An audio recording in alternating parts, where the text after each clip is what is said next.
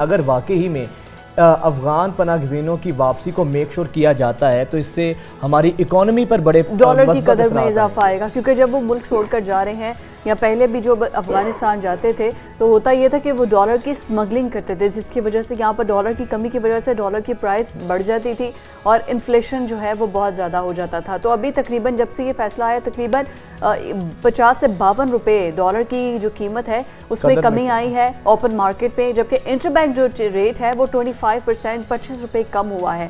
تو بہت سے مثبت اچھا، لیکن یہ معاملہ تو کہیں نہ کہیں ہماری گورننس سے بھی ریلیٹ کرتا ہے نا، یہ ایک قسم سے ہماری گورننس کی ناکامی ہے کہ افغان ریفیوجیز اگر یہاں پر ہوتے ہیں اس کا مطلب ہے کہ ہم نے ان کے آگے سرنڈر کر دیا ہے، ڈالر جائے گا ہی جائے گا، وہ جائیں گے تو اس کا مطلب ہے ختم ہوگا، تو کہیں نہ کہیں بارڈر مینجمنٹ اور ہماری گورننس اس سے انٹر لنکڈ ہے۔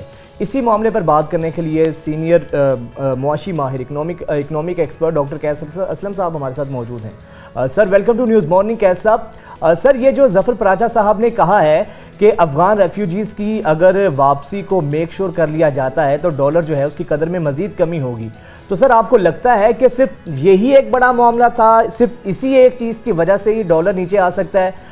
روپیہ ہمارا مستحکم نہیں ہے، ایکسپورٹس ہماری نہیں ہیں، اگر یہ چیز ایک ہی فیکٹر کو بیس بنا لیا جائے تو ڈالر نیچے آ سکتا ہے؟ شکریہ۔ بات یہ ہے جی کہ اپنی کوتاہیوں کا جو بلیم وہ کسی پہ تو ڈالنا تھا نا، ہم نے ان پہ ڈال دیا۔ ٹھیک ہے، ایلیگل امیگرینٹس ملک سے جانے چاہیے یا ان کو، اب اس میں 2-3 باتیں بہت ضروری ہیں آپ کو کہنی۔ پہلی بات یہ ہے کہ جو ڈرگ سمگلنگ ہے وہ بھی افغانیوں کے تھرو ہوتی ہے، تو وہاں بھی بہت کمی آئے گی، تو آپ کا جو بلیک منی ہے وہ شاید کم ہو۔ مگر اس کے ساتھ ساتھ دوسری بات یہ ہے کہ وہ افغانی جنہوں نے یہاں لاکھوں کا کاروبار کر رہے ہیں، اگر وہ چلے گئے تو پھر آپ کی اکانومی شرنک کرے گی۔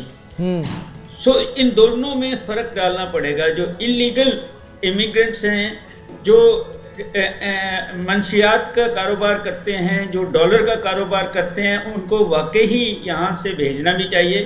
سوال صرف یہ ہے کہ اتنے سالوں کے بعد یہ خیال کیوں آیا ہے، یہ آپ کی پولیٹیکل حکومتیں کیوں نہیں کر سکتی؟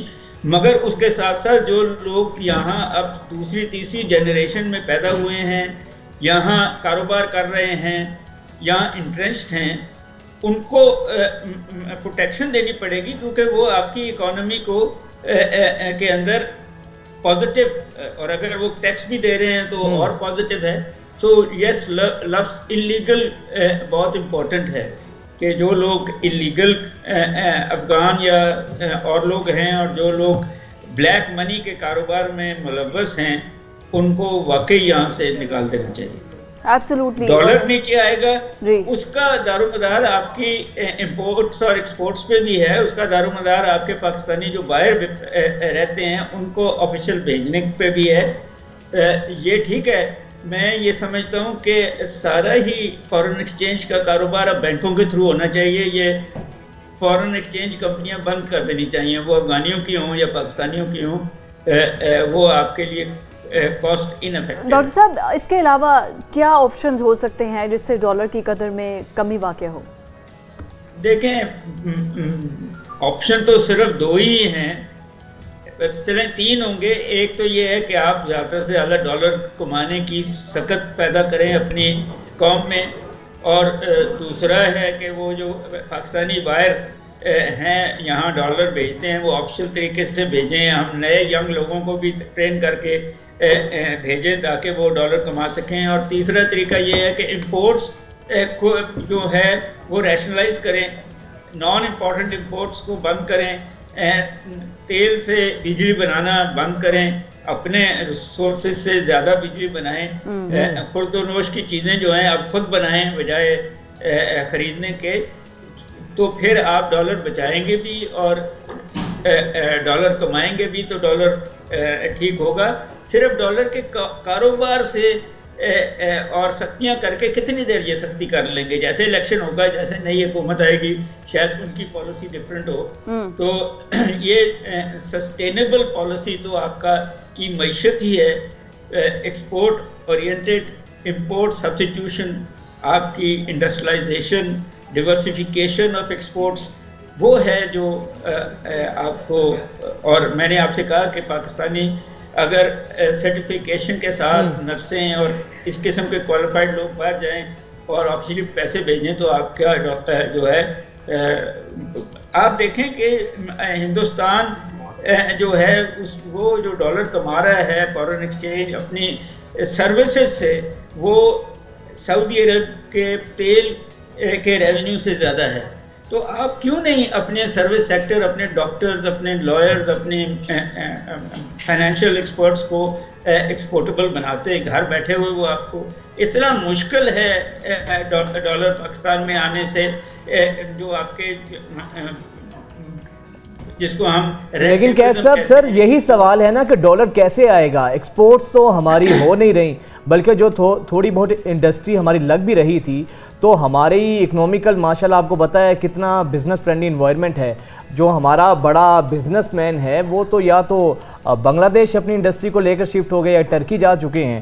تو سر کیسے ہم یہ توقع کر سکتے ہیں کہ ایکسپورٹس ہماری نہ ہوں، انڈسٹری ہمارے پاس ہو نہ، اور ہم اپنی ایکسپورٹس کو زیادہ کر سکیں اور امپورٹ کم کر سکیں؟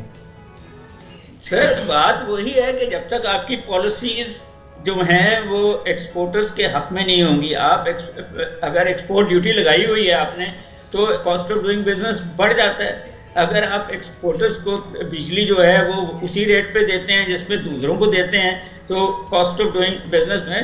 سو آپ کا سوال بالکل پرٹیننٹ ہے کہ صرف انلیگل امیگرینٹ سے نکال کے نہیں چیزیں ہوتی ہیں. آپ اپنی انڈسٹریلائزیشن، اپنی سروس سیکٹر کو ایکسپورٹیبل بنانا، آپ کو ایز آف ڈوئنگ بزنس لے کے آنا بہت ضروری ہے. اور وہاں تک تو سوچ ہی نہیں پہنچتی اس یا پچھلی گورنمنٹس کی، وہ کسی بھی پولیٹیکل پارٹی کی ہو یا یہ گورنمنٹ ہو، ان کی ابھی تک کریک ڈاؤنز پہ تو سوچ گئی ہوئی ہے، مگر معاشی ریفارمز اور ڈائریکشن آف ایکسپورٹس اور پے اور فارن ایکسچینج کمانا کیسے ہے، اس پہ تو ابھی تک ان کی سوچ ہی نہیں گئی، کوئی پالیسی نہیں ہے.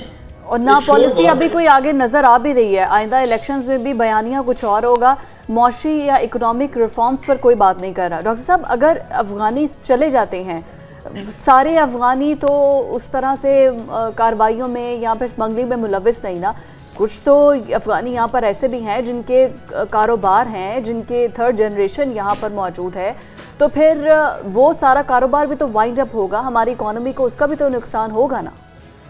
جی میں نے یہی عرض کی آپ کو شروع میں ہی کہ آپ کو سوچ سمجھ کے یہ ساری پالیسی لانی پڑے گی نا. انلیگل تو سمجھ آتی ہے، مگر جو کاروبار کرتے ہیں، جو یہاں پیدا ہوئے ہیں، جن کے پاس اب کوئی نہ کوئی جو ٹیکس دیتے ہیں یا جن کے پاس کوئی نہ کوئی آپ کا نیشنل آئی ڈی کارڈ ہے، ان کو، اور جو جیسا آپ نے کہا کہ ٹیررزم میں ملوث نہیں ہیں، ان کو تو تحفظ دینا پڑے گا نا. آپ کو یہ کوئی دنیا کا ملک جو ہے وہ بغیر امیگرینٹس کے نہیں چلتا. اس وقت امریکہ سے، انگلینڈ سے، یہ سارے جس کا پرائم منسٹر اور وائس پریزیڈنٹس اب امیگرینٹ کی فیملی سے ہیں، تو آپ ایک ایسا پیور ملک تو نہیں بنا سکیں گے نا. سو یہ دیکھنا پڑے گا کہ کاروبار میں جو آپ کو جی ڈی پی میں حصہ ڈال رہے ہیں ان کو پروٹیکشن دینی پڑے گی آپ کو ارسپیکٹیولی. میرا تو یہ خیال ہے کہ اس پالیسی سے لوگوں کی رشوتیں بڑھیں گی کہ امیر آدمی جو ہے وہ اور پیسے دے کے کوئی نہ کوئی ڈاکومنٹ لے لے گا. اور یہاں پر تو ماشاءاللہ ہمارے اپنے لوگ ہی اتنے ایماندار ہیں کہ رشوت کا ریٹ بڑھے گا. اس پہ جو آئی ڈی کارڈ یا کوئی پیپر سٹے کرنے کے لیے جہاں وہ 1 لاکھ لیتے ہیں وہ 10-10 لاکھ لیں گے. جی میں نے یہی عرض کی کہ آپ کو ٹرانسپیرنسی بھی تو دکھانی پڑے گی نا آپ کی اپنی پالیسی میں، کہ کس کو اٹھا کے باہر پھینک دیا ہے اور کس کو یہاں رکھا ہے. یہ بہت سارا جو ہم ٹیررزم کی بات کرتے ہیں اس میں صرف فارنر تو ملوث نہیں ہیں، آپ کے اپنے لوگ بھی ہیں جو غربت میں ہیں اور اپنے بچے بیچ دیتے ہیں.